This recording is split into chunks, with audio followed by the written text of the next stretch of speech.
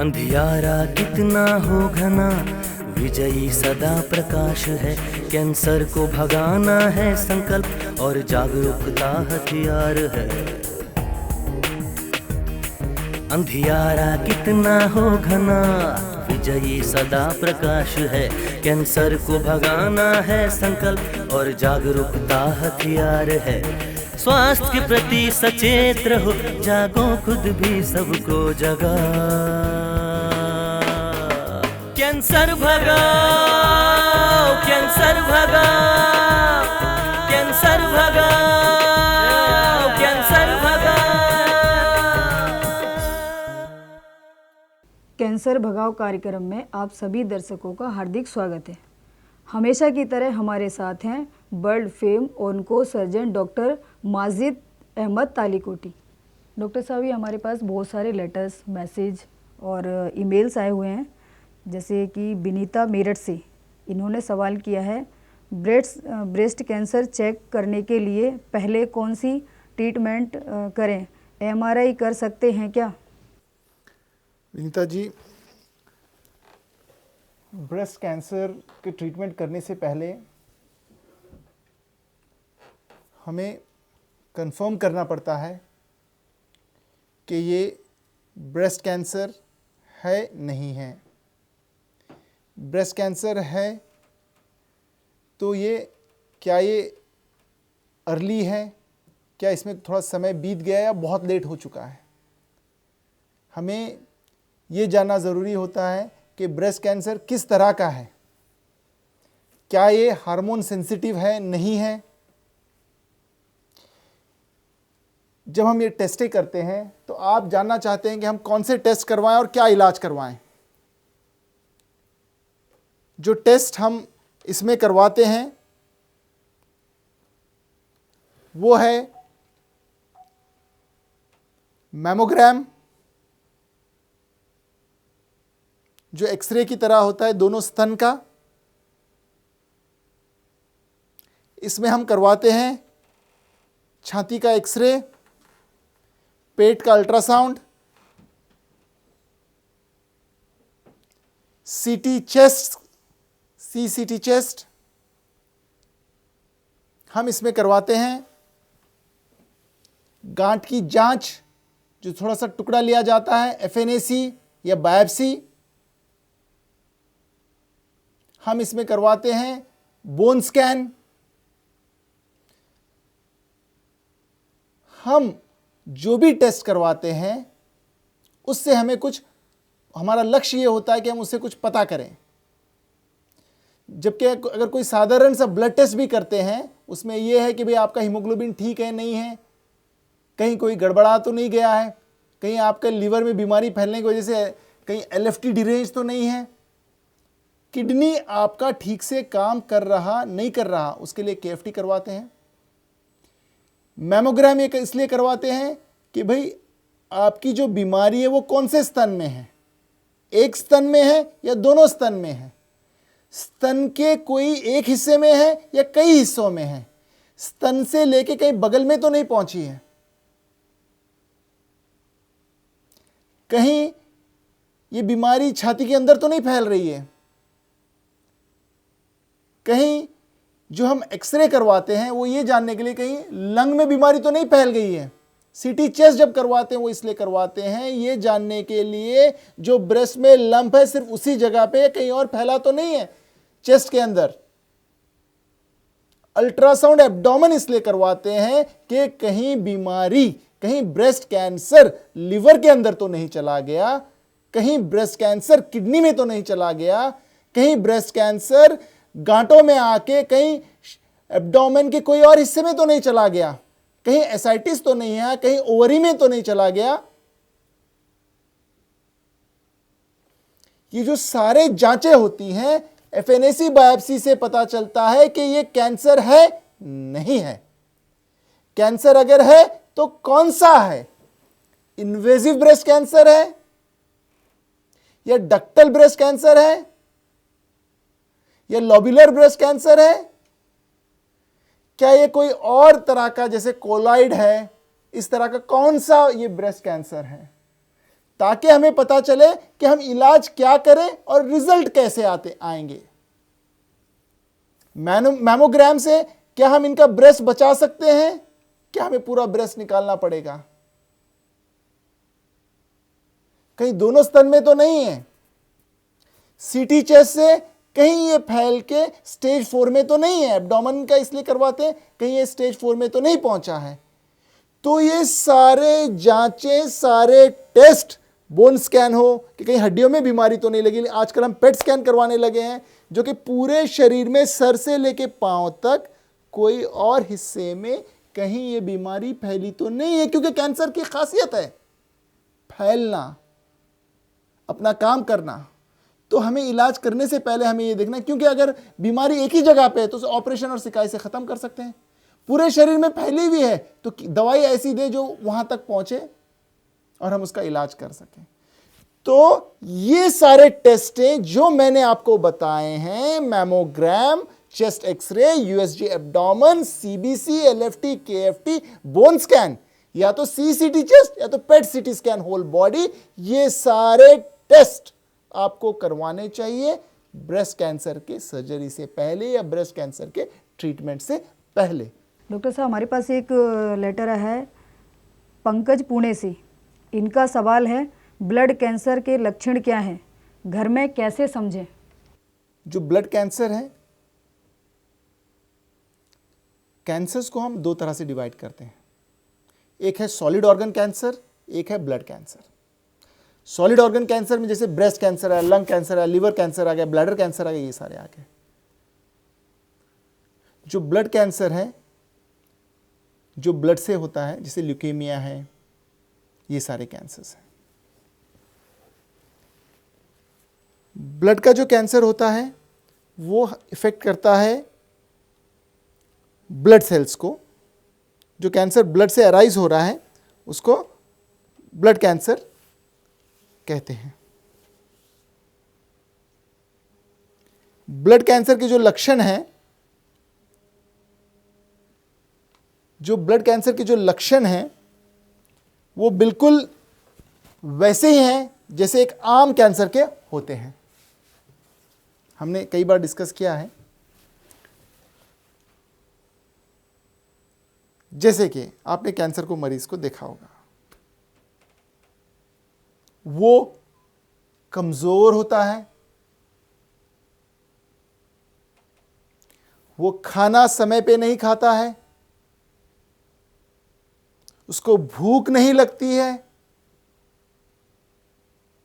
जल्दी थक जाता है, नाक से खून आता है, कई बार मुंह से खून आता है, कई बार पेशाब के रास्तों से खून आता है। क्यों? क्योंकि ब्लड कैंसर में जो ब्लड सेल के जो फंक्शंस होते हैं वो डीरेंज्ड हैं। जो ब्लड को क्लॉट करते हैं वो सारी चीजें नहीं होती। इस वजह से क्या होगा? रैशेस बॉडी में नजर आएंगे, कहीं से भी ब्लीडिंग होगी, वजन कम होगा, सांस फूलेगा। सांस क्यों फूलेगा? ब्लड की कमी। ब्लड की कमी है तो ऑक्सीजन की कमी, ऑक्सीजन की कमी तो सांस का फूलना होगा। शरीर पेल लगेगा, देख के लगेगा कि भी लगता है ये बीमार है। रूटीन एक्टिविटीज को नहीं कर पाएगा, उसको फीवर भी आएगा,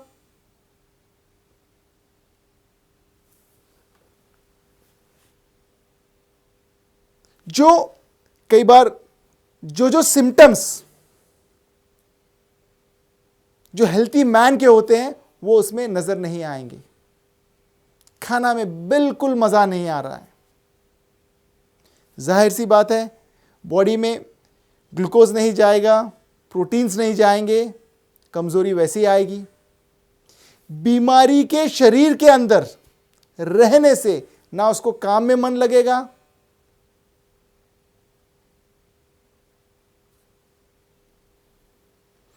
वो लेटा रहेगा,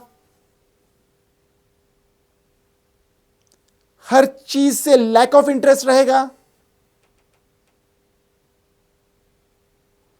उसको सारे शरीर में दर्द रहेगा,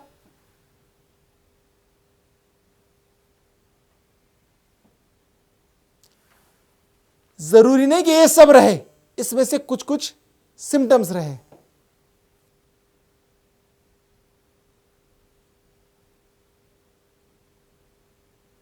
ये जो सिम्टम्स मैंने आपको बताए हैं, क्योंकि ब्लड कैंसर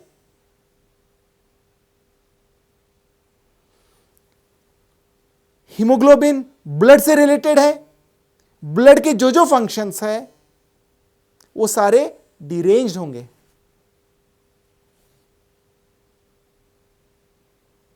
अगर मैं इनको इन्यूमरेट करूं 1 2 3 4 5 6, weakness, lack of weight, lack of appetite, bleeding from the nose, mouth, ears, multiple lumps, शरीर में कई हिस्सों में गांठों का आना, सांस का फूलना, हड्डियों में दर्द का होना, खाना नहीं खाए जाना, खाना नहीं पचना, कमजोरी को महसूस करना, वजन का कम होना, नाक के रास्ते, मुंह के रास्ते, पेशाब के रास्ते, पॉटी के रास्ते, शरीर के कई हिस्सों में लाल ब्रूसेस आना। अब ब्लड चेक करो तो खून की कमी पाना, बार बार ब्लड ट्रांसफ्यूजन देना पड़ना, ये लक्षण होते हैं। अक्सर, अधिकतर, इनमें से एक, दो, अनेक, सारे के सारे, हो सकता है थोड़े बहुत, ये ब्लड कैंसर के मरीज में पाए जा सकते हैं। तो हम इन लक्षणों को जहन में रखें। अगर कोई भी इस तरह के लक्षण लगे तो अपने आप को एक बार चेकअप करवाएं।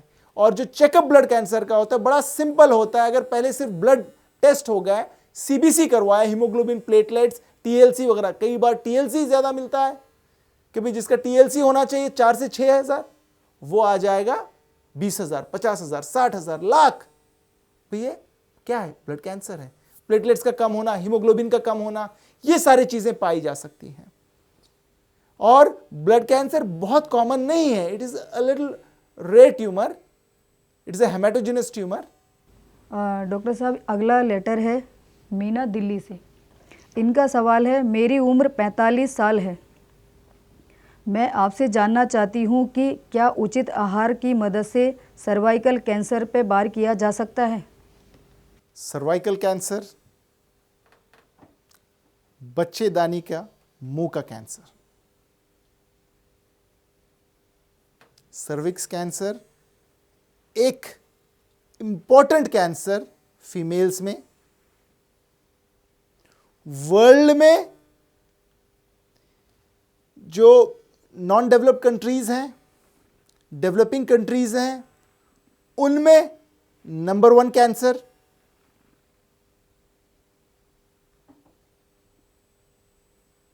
सर्विक्स कैंसर का कॉज इंफेक्शन। इंफेक्शन किस चीज से? ह्यूमन पैपिलोमा वायरस से। यह होता कैसे है?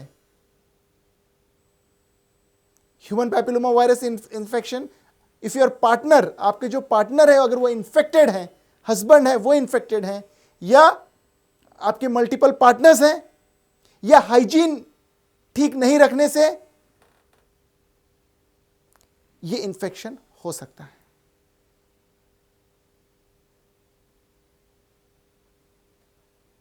इसके सिम्टम्स,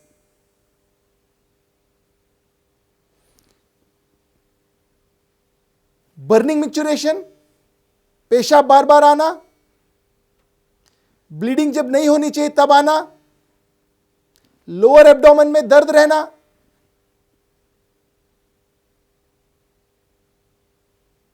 ब्लैडर का इरिटेट होना जिसकी वजह से बार बार पेशाब आना, जल्दी आना, पेशाब में पस आना, खून आना,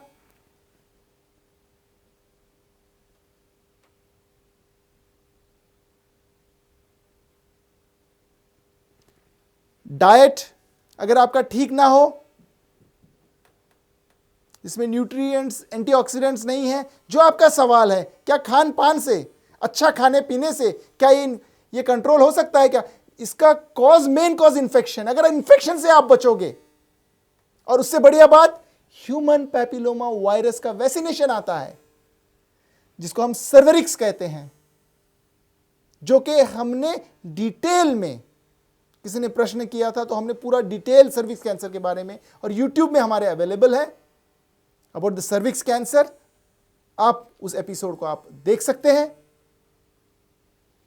न्यूट्रिशन से आपकी इम्यूनिटी बढ़ सकती है, और इम्यूनिटी बढ़ने से आप इंफेक्शन से लड़ सकते हैं, और कुछ हद तक आप लड़ सकते हैं। अगर आपको इससे प्रिवेंशन चाहिए, आपके बच्चों को प्रिवेंट करवाना चाहिए, तो सर्वेरिक्स वैक्सीन आता है। वो वैक्सीन हम अपने बच्चों को लगाएं 11 साल की उम्र के बाद, शादी से पहले, सेक्सुअल एक्सपोजर से पहले लगाएं। एक इंजेक्शन लगता है, फिर 1 महीने के बाद लगता है, फिर उसको 6 महीने के बाद हम लगाते हैं। सबक्यूटेनियस इंजेक्शन लगता है, जैसे टीटी और ये जो आपका इंसुलिन वाला इंजेक्शन उस तरह का लगता है, या इंट्रामस्कुलर 0.5 ml का होता है, इसको लगाएं। इससे बच्चे को या हम सबको इम्यूनिटी मिलती है सर्विक्स कैंसर से लड़ने से, और हम उम्मीद करते हैं ये जो जागरूकता हम आपको फैला रहे हैं, इससे कई लोग ये वैक्सीनेशन के बारे में पता करेंगे, इसको लगवाएंगे और अपनी अपनी जान को बचाएंगे, और अपने परिवार में जो बच्चे हैं, जो बड़े, सबकी इससे जान बच जाएगी, और सर्विक्स कैंसर का इंसिडेंस हमारे देश में ये कम हो जाएगा। और हम हमेशा हर बार ये विनती करते हैं गवर्नमेंट ऑफ इंडिया से भी कि इसको एक शेड्यूल में, एक प्रोटोकॉल में, जैसे हम बीसीजी, पोलियो या वैक्सीनेशन बच्चों को लगाते हैं, ये वैक्सीनेशन एक प्रोटोकॉल में आ जाए। 11 से 15 साल की उम्र के बच्चों को स्कूल्स में लगा दिया जाए, ताकि इस बीमारी से, सर्विक्स कैंसर जो आपने सवाल उठाया, सर्विक्स कैंसर से हम कैसे बचे, क्या खान पान के साथ साथ, इन्फेक्शन से, साफ सफाई के साथ, स्वच्छ भारत के साथ साथ ये वैक्सीनेशन हम लगवा के अपने आप को बचाएं। अच्छा, ये अगला सवाल है दीपक सिंह गांधी, ईस्ट दिल्ली से। इन्होंने लिखा है, मेरी गर्दन में एक गांठ है, तकरीबन 4 साल से। FNAC करवाया है, नॉर्मल आया है, दर्द नहीं होता, मुझे इसके लिए क्या करना चाहिए? देखिए, गांठ क्योंकि एक मुख्य कारण है कैंसर का। ब्रेस्ट में गांठ हो गई, ब्रेस्ट कैंसर हो गया। गले में गांठ हो गई या मुंह में गांठ हो गई, ओरल कैंसर हो गया। लंग्स में गांठ हो गई, एक्जिला में गांठ हो गई, भाई ये लंग कैंसर होगा। भाई नेक में बहुत सारे गांठ आ गए, हो सकता है कि ये लिम्फोमा हो, है ना। इसलिए कोई भी किसी से पूछते बोलते भाई गांठ थी, जांच की तो कैंसर निकला। इसलिए हम हमेशा भयभीत। सवाल भी देखिए आप, कितने सवाल आते हैं, अक्सर गांठ के ऊपर होते हैं। इस सवाल का पूछना भी जरूरी है, हमारा जवाब देना भी जरूरी है, क्योंकि गांठ, हमेशा मैं जब भी गांठ के बारे में बोलता हूं तो उसका जवाब 1 से शुरू होता है।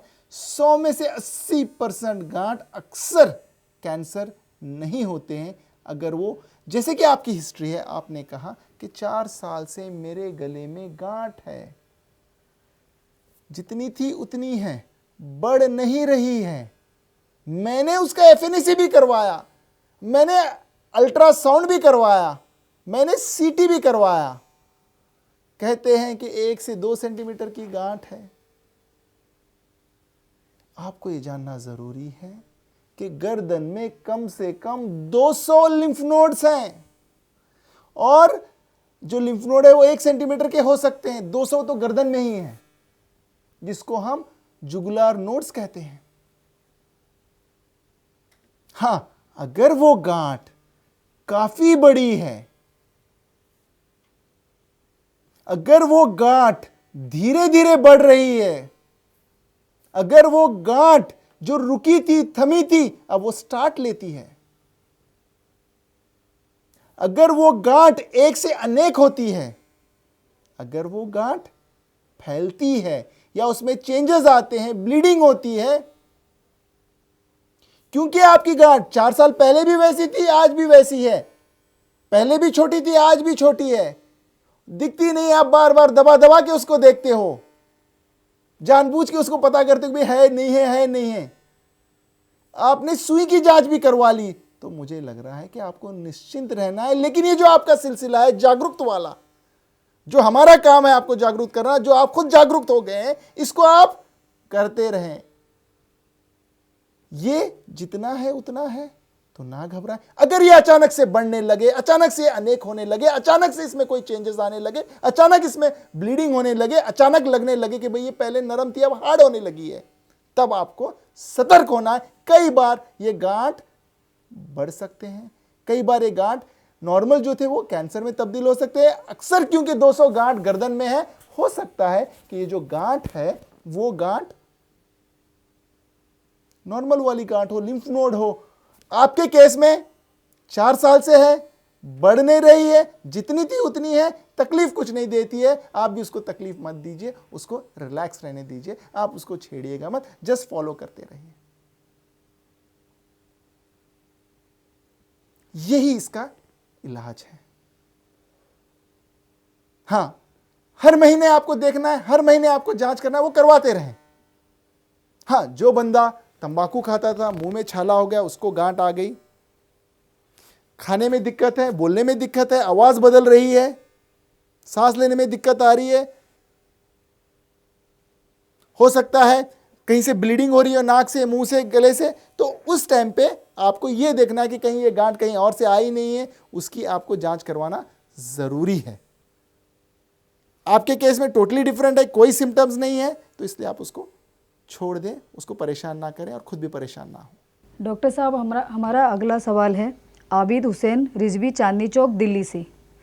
इन्होंने लिखा है कि मैं पहले गुटखा खाता था, अब नहीं खाता हूँ, लेकिन डर रहता है कि कहीं कैंसर ना हो जाए, तो मुझे इसके लिए क्या करना चाहिए?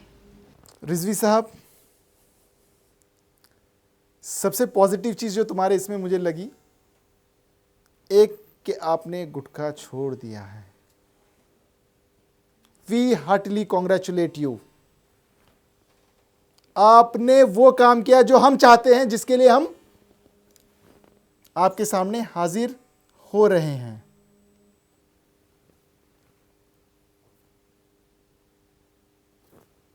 गुटखा छोड़ा आपने, आपको अब डर भी लगा रखा है कि भाई मैंने पहले गुटखा खाया था, क्या अब मुझे कैंसर होगा?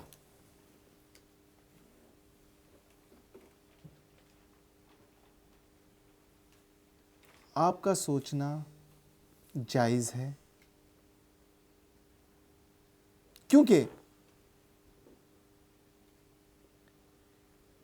गुटखा कैंसर को कॉज करता है और तंबाकू या गुटखा एक गोली की तरह है। कोई 100 गोली से नहीं मरता, कोई एक गोली से मरता है। आपको मैं डरा नहीं रहा हूं।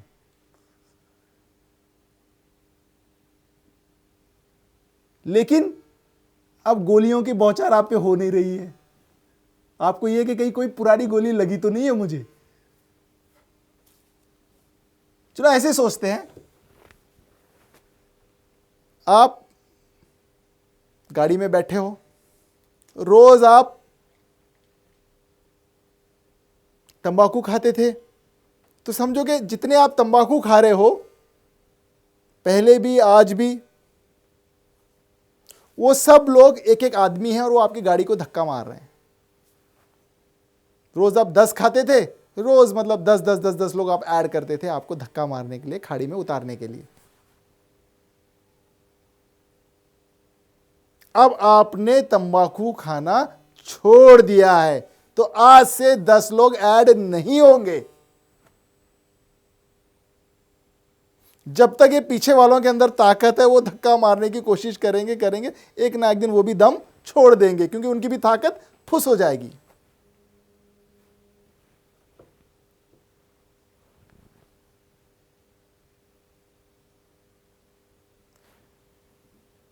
अब देखिए, क्योंकि आपने पहले गुटखा खाया, तो हो सकता है कि पॉसिबिलिटी है कि आपको कैंसर होगा। अगर रोज आप 10-10 लोगों को ऐड करते तो खाड़ी में तो आप पहुंचते, 100% पहुंचते और जल्दी पहुंचते। कहने का मतलब आपने बहुत अच्छा किया, डर भी आपका सही है, लेकिन ये जरूरी नहीं है। हो सकता है आपकी गाड़ी कितने दूर जाए, कुछ हद के बाद जाके गाड़ी रुक जाएगी आपकी। मुझे पूछो तो आपको कैंसर होगा नहीं, ये मेरा विश्वास है।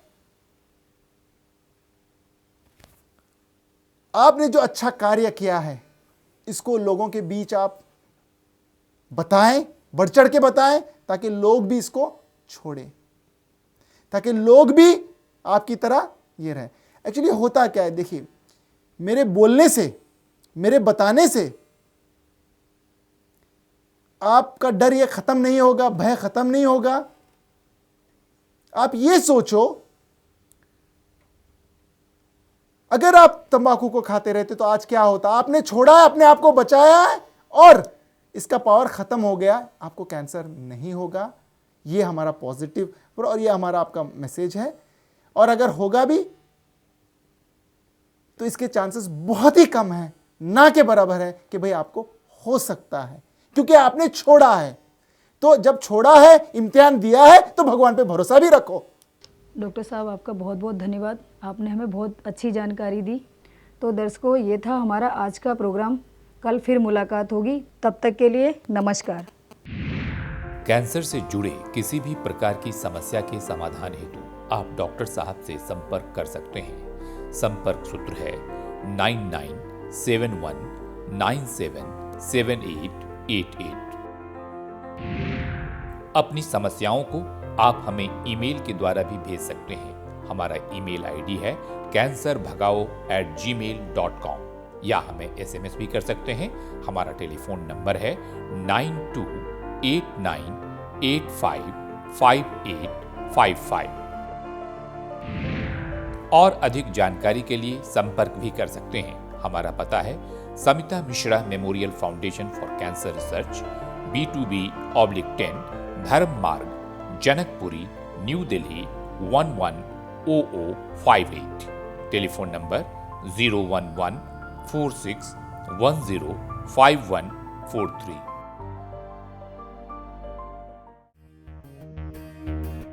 अंधियारा कितना हो घना, विजयी सदा प्रकाश है। कैंसर को भगाना है संकल्प, और जागरूकता हथियार है। अंधियारा कितना हो घना, विजयी सदा प्रकाश है। कैंसर को भगाना है संकल्प, और जागरूकता हथियार है। स्वास्थ्य के प्रति सचेत रहो, जागो खुद भी सबको जगा। कैंसर भगा।